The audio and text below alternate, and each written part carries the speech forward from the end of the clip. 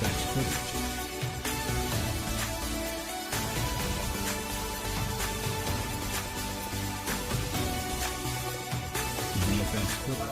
grammes par litre de jus de fruits.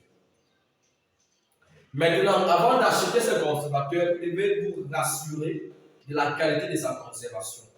Parce que si vous achetez un consommateur qui n'est plus de bonne qualité, ça va influencer négativement sur le goût de votre jus. Alors, je note que la plupart de ceux qui utilisent les consommateurs chimiques pour prolonger la durée de vie de leur jus naturel en Afrique ne mentionnent pas. Parce que dans le jargon commun, on dit que le consommateur n'est pas très bon.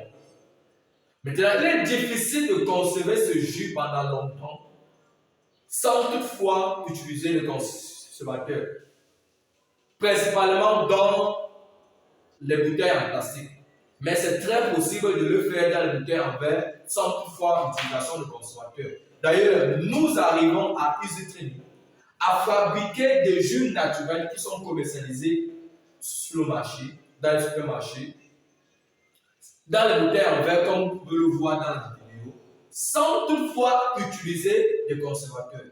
Et vous allez donc voir dans ça pendant cette grande formation vidéo sur la fabrication du jus de fruits, comment on peut conserver le jus de fruits dans les bouteilles en verre pendant 1 an sans toutefois besoin d'ajout ou encore d'utilisation des conservateurs.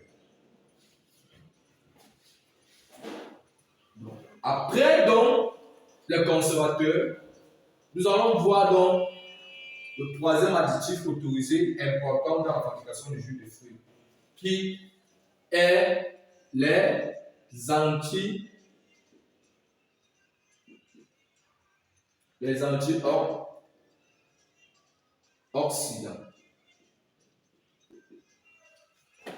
Alors, nous avons dans les antioxydants. Les antioxydants sont les additifs utilisés pour préserver la coloration du jus de fruits.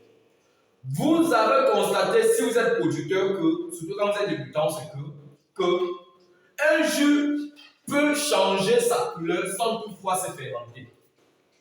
Donc, ce phénomène de changement de coloration du jus, c'est ça qu'on appelle donc l'oxydation.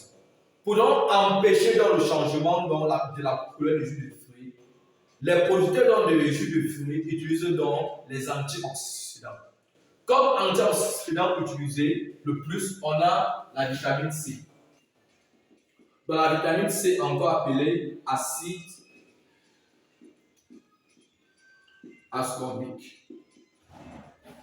Donc, l'acide ascorbique, c'est l'additif le plus utilisé comme acide ascorbique, comme antioxydant autant pour moi, pour préserver la coloration du jus de fruits.